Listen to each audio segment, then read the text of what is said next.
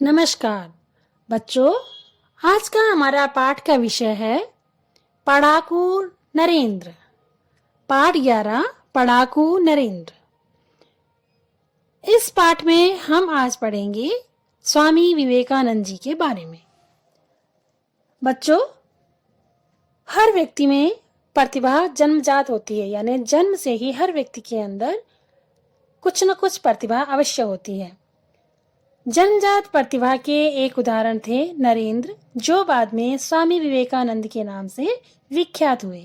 उनकी प्रतिभा का लोहा सारे संसार को मानना पड़ा था।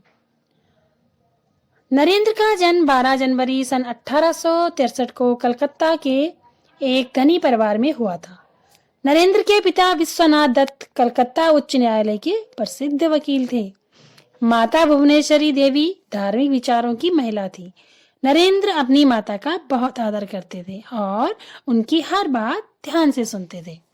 इस तरह नरेंद्र को अपने पिता से तीव्र बुद्धि और माता से उच्च धार्मिक विचार विरासत में मिले थे।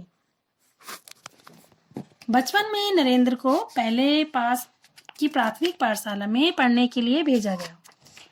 बाद में उन्हें एक बड़े विद्यालय में दाखिला दिलवाया गया।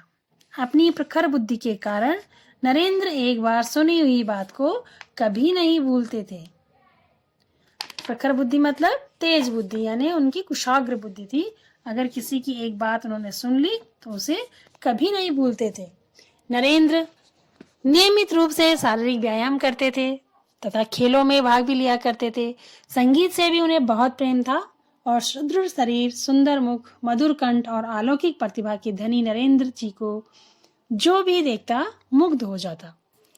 कहानी सुनाने और भाषण कला में नरेंद्र बहुत प्रवीण थे। जब अपने सहपाठियों को कहानी सुनाते तो वे मुग्ध होकर घंटों सुनते रहते।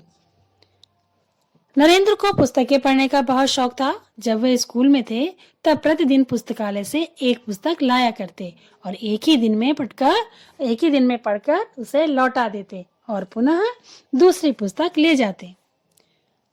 जब लगातार कुछ दिनों तक यही क्रम चला तब पुस्तकालय के अधिकारी को बड़ा आश्चर्य हुआ।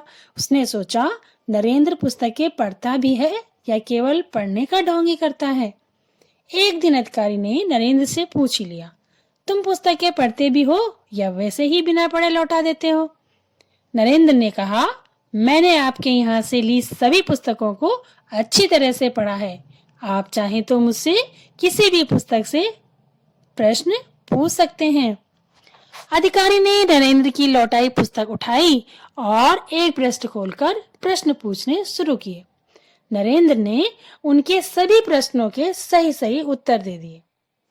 अपनी इस आदत के कारण देश भ्रमण करते हुए उन्होंने भारतीय संस्कृति, धर्म, दर्शन तथा वेद उपनिषदों का गहन अध्ययन किया। कश्मीर से लेकर कन्याकुमारी तक पूरे भारत को निकट से देखा। देश में फैली गरीबी को देखकर वे विचलित हो उठे, यानी देश में फैली गरीबी को देखकर उनका मन व्यथित हो गया। नरेंद्र आगे चलकर स्वामी विवेकानंद के रूप में प्रसिद्ध हुए। उनके गुरु रामकृष्ण परमहंस थे। विवेकानंद ने कुछ वर्ष विदेशों में भ्रमण किया और भ्रमण के साथ उन्होंने अपने गुरु के उपदेशों का प्रचार प्रसार करते हुए भारतीय सभ्यता और संस्कृति के बारे में लोगों को बताया। उन्होंने पूरे विश्व को सत्य, समानता, प्रेम और सहनशीलता का संदेश दिया। उन्होंने अपने भाषणों के कारण पूरे विश्व में प्रसिद्धि पाई, यानी इतने अच्छे भाषण वो देते थे कि पूरा विश्व उनको पहचानता था और वे प्रसिद्ध हो गए, विश्व भर में वे प्रसिद्ध हो गए अपने अच्छे भाषणों के कारण। स्वामी विवेकानंद को अपने देश और देशवासियों से बहुत प्यार था। उन्होंने हमेशा देश को संगठित और शक्तिशाली बनाने का संदेश दिया। देश से अज्ञानता और अंधविश्वास को दूर हटाने का प्रयत्न किया। उनके विचार आज भी हमें सही मार्ग पर चलने की प्रेरणा देते हैं और सदैव देते रहेंगे।